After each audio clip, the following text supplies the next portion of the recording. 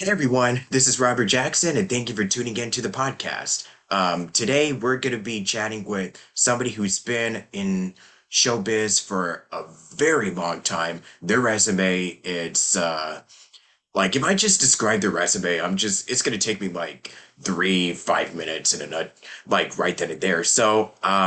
I'm just going to let this wonderful human being right here introduce herself, and yeah, just pretty much. The floor is all yours. I'm just absolutely eager to do this today. And yeah, um, take it away. Okay, thanks. My name is Deb Ross, and I've been doing this for about 40 years. Interestingly enough, I started when I was about 5 years old. No, just kidding. I was older, but I've been doing this for about 40 years. I really don't know where your audience wants to go, so I'll just throw out a bunch of stuff. And if are we available to ask questions? Yeah, pretty much. Oh, good, good. Okay, so I started off as an actress. And oops, I started off as an actress and quickly found out, especially in my generation, that actors weren't very well respected. And, we had a lot of creative say, but only within a limited amount of how we interpreted a character. And I did a lot of touring in theater. I went all over the United States. And I was very, very young at the first tour that I started. It was actually with an educational theater company. And we did social theater. For instance, we dealt with busing, multiculturalism, sexual decision making, things like that. We ended up being so successful that we did a 6 year stint on on a television show for PBS, which I won the Action and Children's Television for. But when I was very young and touring right out of college, it just so happened that the professor that I had studied playwriting with was the writer of the show I was touring in, and I didn't know any better, and I just thought the show was terrible. So on the road, I we were on the road a long time, and what are you going to do? And um, I rewrote the show, which is totally terrible. You don't do that. Take somebody else's writing, especially now that I'm a writer. But I rewrote the show, not really knowing any better. And then the producer flew out to catch us somewhere on the road to see how the show was going, liked it so much, fired her and hired me. So I then went from being an actress to writing probably three-quarters of our shows and directing just about all of them. And that put me in a whole just all of a sudden I realized that I didn't want to just, I didn't really want to just act. I wanted to do it all.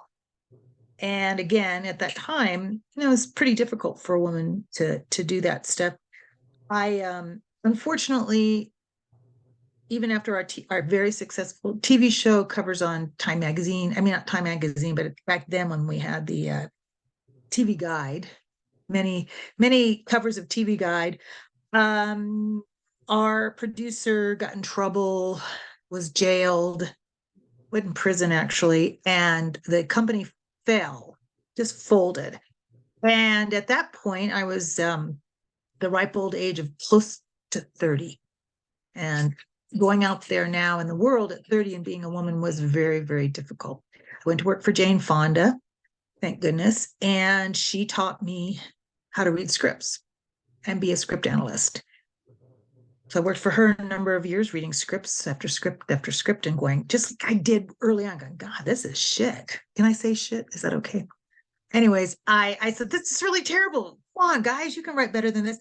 But what I didn't realize is while I was learning while I was a script analyst, or they call them readers today, I was really learning a lot about screenplay writing. Also, during that time, I wrote a play, and it was done in West LA at Wood Playhouse. I'm not even sure it was an Equity Theater, and I got my premiere done there of my play. And at that time, it was the 80s, and Disney did not have women writer, and they were basically mandated that they better start getting some women in to write.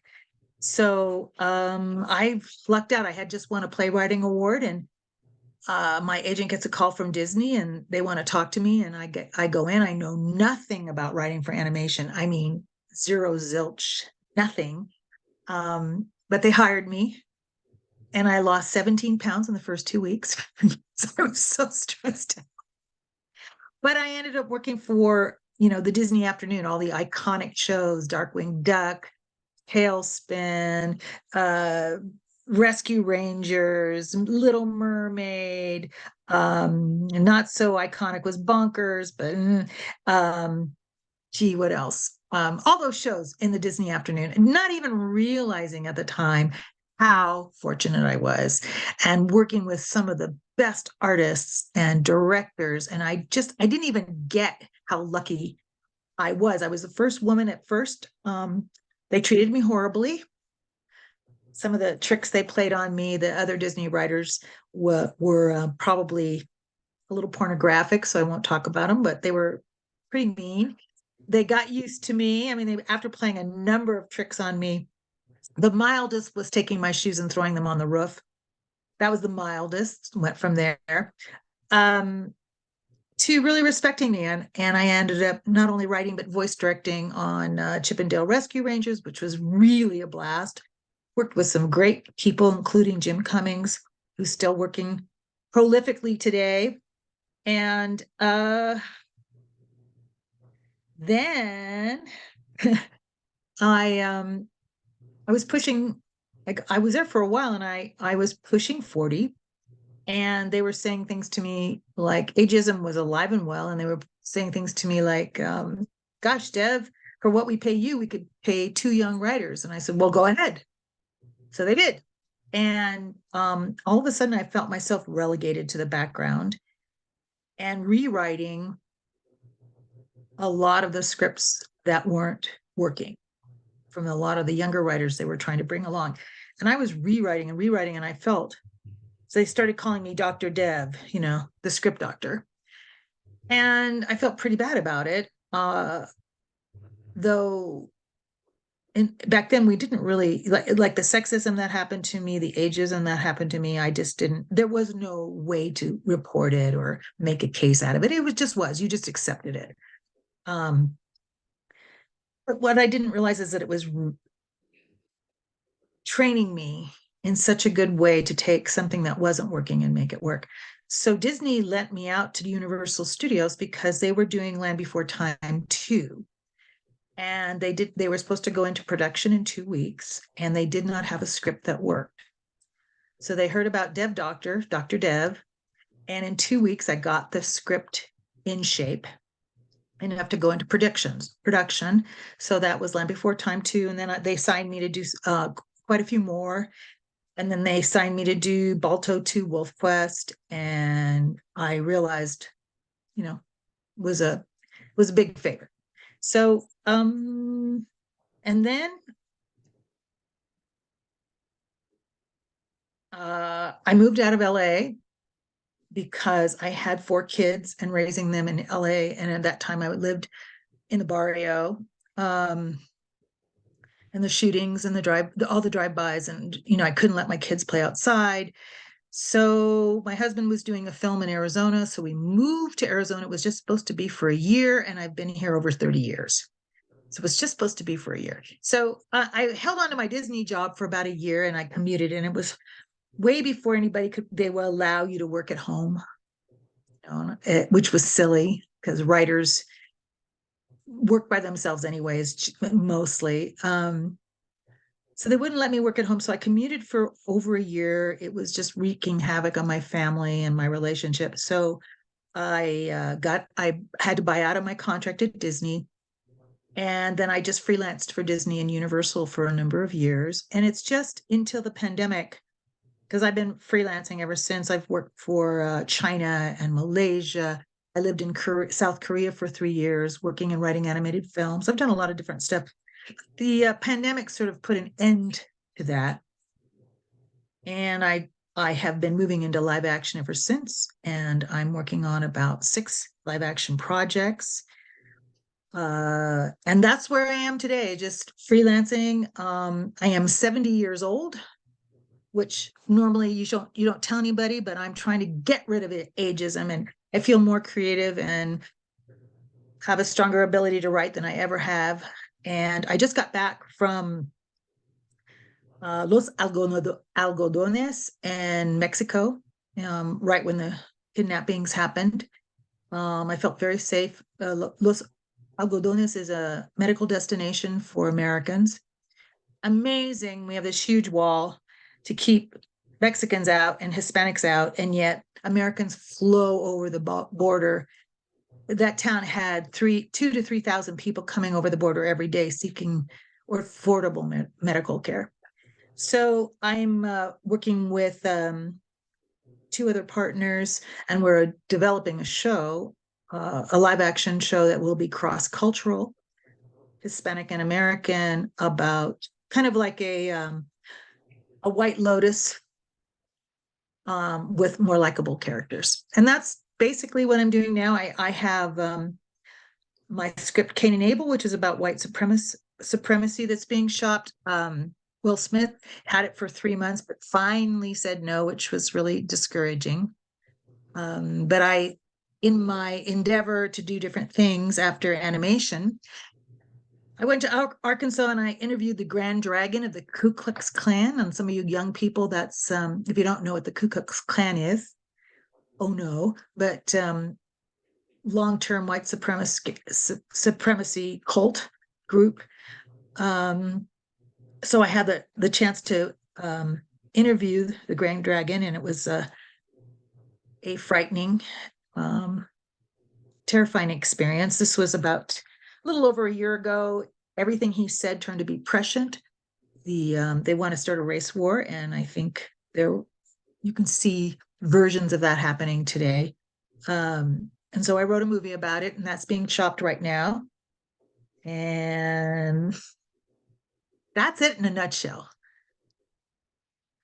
Can I answer questions or anything? There's several. What's that? I said you kind of already answered like several that I actually had planned. Yeah. Um, I mean, at least we still got like plenty of, juicy information for the listeners. Uh-huh. Uh-huh. Yeah. I think Um, the biggest, if I was to talk about the biggest thing I am facing now is uh ageism. And I would say that my mission right now is to change that. And the people that I'm working with uh, are all women, are all older women, and of many multicultural backgrounds. And we feel jointly that we are more creative now, more knowledgeable about writing, about storytelling, about the world than ever.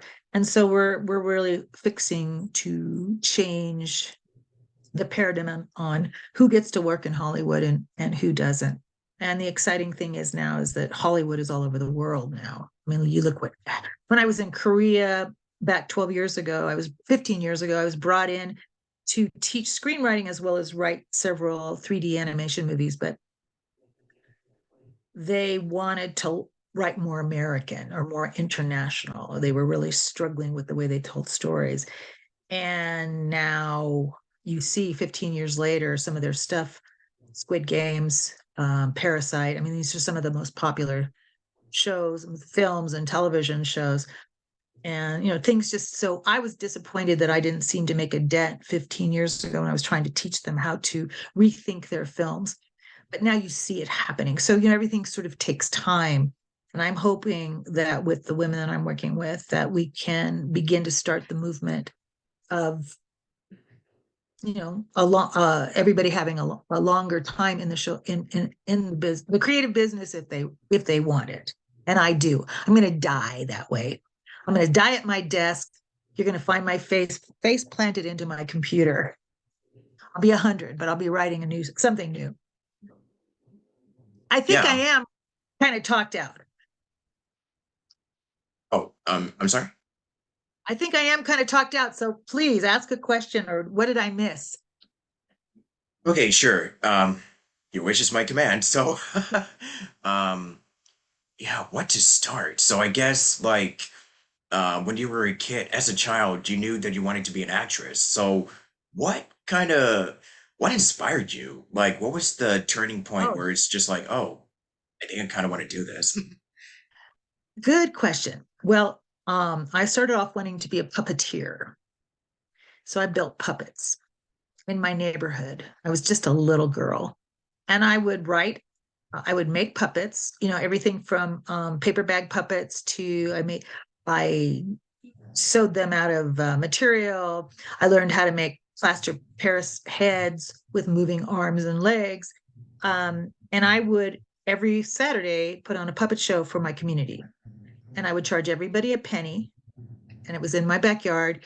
And then I would do the show. And then when they left, I'd give them the penny back so they would make sure come the next week. And the I loved that. I loved people coming over. I loved them laughing. Um, and then I think, well, before that, I was about 5 years old and I was in a play. And I remember making people laugh. The heel of my shoe I was playing, I was five, but I was playing a mother in a grocery store, and the heel of my shoe came off and I fell and I made a big slapstick deal out of it. And the audience just cracked up and I was hooked. That laughter just, I was a middle child. I didn't get a lot of attention from my parents. Uh, and that attention that I got just hooked me. So that was it. I knew. So I went to UCLA. I studied acting. I studied puppetry. Wish now that I had gone into the film department, but I didn't really think about film back then. Live stage was my thing. But that was it. That was all the way back to 5 years old. My first show, getting laughs, and then doing the puppet shows and writing these shows, having to know that every Saturday I had to have a new puppet show, and I liked the challenge. I also do today as my bread and butter, especially as an older writer, when it's a little, you're doing your own stuff, it's harder to get paid assignments because they find out how old you are. They just don't want you. Um, I make a good part of my living doing musical murder mysteries that are half improv. So I have a huge improvisational background. And I go in and we get booked by corporations, a lot of hotels, conventions, and I have 8 shows that I've written. They're all musical. There's 4 of us. We all sing. Yes, I sing, and I can do great Bonnie Raitt covers, great Janis Joplin covers, and I would have to say that still doing theater, singing, and then being able to improvise off an audience. I worked with Robin Williams at the Comedy Store years and years ago when he was just breaking out, and we used to do improv comedy together on stage. And that just informed me so much. Um, they say sometimes that you have to specialize, in one thing, but I think acting informed my writing, improv informed my writing, being, especially when you're immediate with the audience and it affects them, you can take that back and put it into your writing. So I think it's really great for a writer to do all of those things, even if they're not good at it. Just do it because it informs you. Even, I'm getting ready to, in a couple of months, I'm going to be directing a one-woman show. I haven't directed in a really long time. I'm very nervous. And at the same time, I know that getting back into the director's seat under the hot lights of theater um, is just the thing I need to do right now. Is to again keep informing my writing and my creativity by stretching out in all aspects of the medium. Okay, I think I've run out again. You have to give me a prompt. I mean, like, no, no, no. I mean, it's totally fine because I just always love learning about people's different backgrounds and all that good stuff. This is what this podcast is for. How did you get into um, doing podcasts? Pretty much, I just was like, because I'm already working as a voiceover actor, So, I mean, I have like a booth behind me and everything. So Uh-huh. I've been doing this for a while, and I was like, you know what? I think I kind of want to, get into the whole podcasting type of stuff. So I was like, oh, okay. I like learning people's backgrounds, but I just want to do a podcast where like not I just wanted to ask questions of like, okay, stuff that not too many people know about, or like stuff that because in interviews like people give like the same questions over and over. I just want to get to the stuff where like that is very fascinating. Like learning more about, the lives. I mean, not like personal, like really, really personal, but like knowing like, oh, so you've done this, but you've also done da da da da da, and learning about the different like I guess their journeys, and the little interesting bit of trivia or fun facts that they might share, or just talk about pop culture and what's going on in the industry for people that who are interested in wanting to pursue this and who have aspirations of getting into showbiz. Well, I That's kind think, of what I do.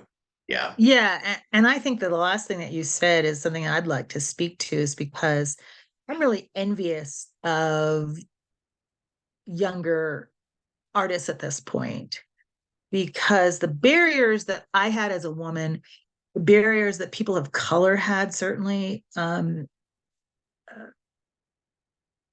trans people, anyone who wanted to get into the industry but wasn't a white male. And I hate to dish on white males all the time, but that's just the way it was. And the industry is so open, and they're and actively pursuing females, actively pursuing talent of color, actively pursuing people who are trans or homosexual, who want to either want to explore their lifestyles in art, or just are writers. It doesn't matter if they're trans or homosexual. They're just people who want to create. But it's more open now than it had ever been. And that to me is so exciting. And then there's all the venues, there's all the streaming. Um, there's just so many different ways to get your show out. So for instance, I'm helping hardcore business guy. He's an HR and he does recruiting, and he does diversity recruiting, and he decided that he wants to change the paradigm of how people are hired, and he wants to change management. So I'm helping develop a YouTube series for him that would be fun to watch, and yet still sort of shake up how we look at doing business. Like, do we need to work 40 hours a week? Can we go to a 4-day weekend? Does everybody have to be in an office, or can some people work home? How flexible can we be? And how do you treat employees? When I was working, at Disney 8 to 5 every day, uh, put up or shut up, do your job, or we're going to replace you. Um, but now it's a different culture, and employees are saying, I want a work-life balance. I don't want to give my whole life to the company. I want a work-life balance. And so companies are adjusting, and when I tried to get Disney to do childcare, I mean, I just laughed in my face. And now most of the big companies do childcare. It took a long time, but it's it's slowly shifting. And so, now somebody can have a family and still work. My son left show business because he felt, oh, I wouldn't want to talk to him, but basically, he didn't want to work 80-hour weeks and never see his family. So he did leave, but he has a child, another on the way. He's very involved with his child, and he works at home. And, it really suits his lifestyle. And I think a lot of people have that. That wasn't available for me. So that's one of the things my couple of my kids hold against me today. You never were there. You were always working. It's tough. And I think I think it's so for people your age, it's really exciting the opportunities. Anyways, Yeah. you have a really great voice, I wanted to say. So I'm glad to know that you're doing voiceovers. Do you do animated voiceovers too, or just commercials or spokesperson? First off, I do appreciate the compliment, just to stroke my little ego. I'm kidding. I do. I was just talking with someone yesterday before we actually did this.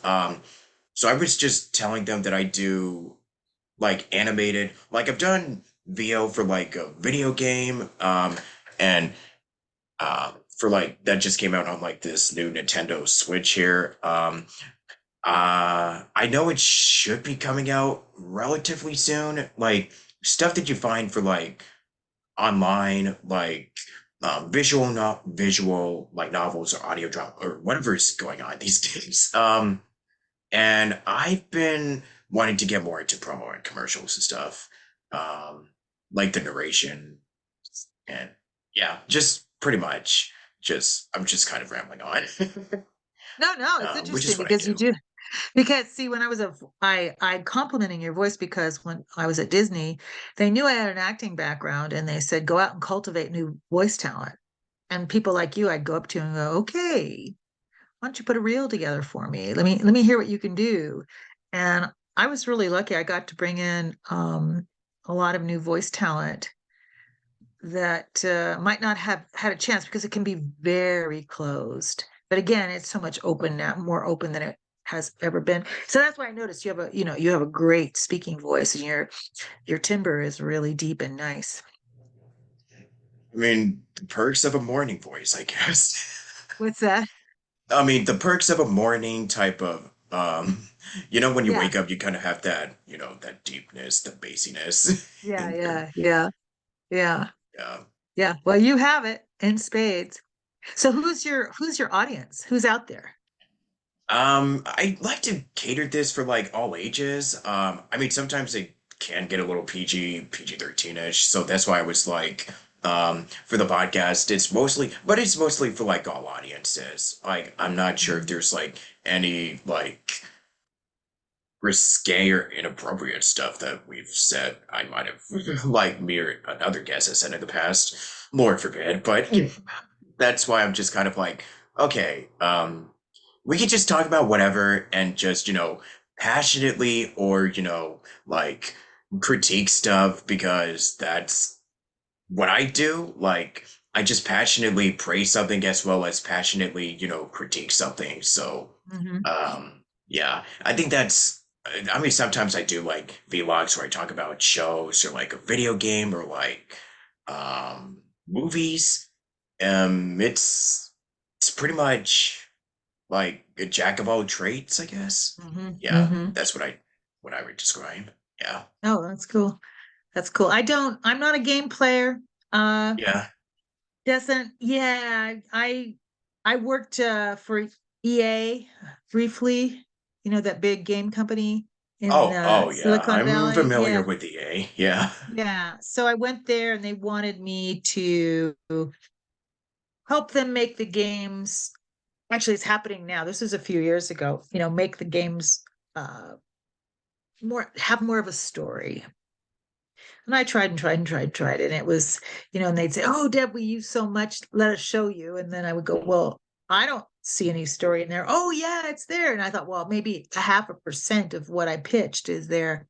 So, but now you see as they're turning games into movies, um, The Last of Us, for instance, is really successful. I'm really glad to see that. But for me, um, yeah, just games just don't appeal to me. But what appeals to me, what drives me crazy is story. I literally am an evangelist for story. I think that the only way that we really can understand who each other, you can understand my experience. I can understand your experience if you tell me your story. It's just, and then all of a sudden oh, wow, you lived through that, or that was your goal, or I can relate to that. And even though you're a male, I'm a female, I can still relate to the challenges that you've faced or whatever. So I believe, I believe wholeheartedly in story and getting story out there, and that literally feel like it's the way the world keeps by. Like when I was in Mexico, I just got back yesterday, and we were shooting our Nice. demo reel. Yeah, it was pretty amazing. And being there with that damn wall, hope I'm not, I don't care if I'm upsetting any of your listeners, because I think that the wall that has been built is horrendous. Plus, it doesn't work. You should see all the places that I saw that were sawed right through and they went right under. Um, you know, if we really understood each other, we wouldn't freaking need a wall. You know, if we had empathy for the and compassion for what other people's were going through and their stories. So it was very interesting being over in Mexico and hearing their stories. Some of the townspeople were so used to the wall they didn't even see it. You know, they didn't even see it. It just was. And then others were really, you know, really offended by it, because here Americans are coming over the border in thousands every day, receiving their care because our medical care is crap, coming over and getting medical care that's affordable, and then going back over freely. Why? So the Mexicans can take care of them, but they can't follow us back over the border because, you know, according to our former president, they're rapists and, you know, murderers and terrorists. And, you know, when there's just, and it's just so political, and it's such bullshit. It's just such bullshit. So for me, knowing their story so profoundly affected me that I will never be the same. And one of the things that I watched while I was interviewing a bricklayer, Domingo. He was just amazing. His whole life, his wife, his children, his grandchildren, they all make bricks. And you see these bricks all over the United States. They make 1,000 bricks a day. It's amazing. But while I was standing there talking to him, I looked over and I saw the wall, and I saw a group of 5 or 6 men running along the wall, desperately hiding, running again, and trying to find a way under or around or over the wall. And I tell you, my heart stopped, because when you see them running like that and you see the desperation in them, you go, how, you know, they're just people. And that story has to be told. So I'm going to tell it. I don't know if anybody will listen, but that's what we're going to be doing in our next project, is we're going to be telling that story and humanizing these people that are trying to make a better life for themselves. Just like my grandparents came from Europe and escaped the Nazi camps. They escaped the Nazis. They came here for a better life. That's what America is basically found on. You know, give me your tired, your poor, your huddling masses struggling to be free. Well, we don't exactly do that anymore. Anyways, I probably am striking some political notes that people might be upset about, but that's my feeling. And those are the things that I want to write about. I want to write about things that shake the zeitgeist of the times, you know, talk about what's, you know, what's going on politically, what's going on socially, um, what's going on with the common man just trying to make a living.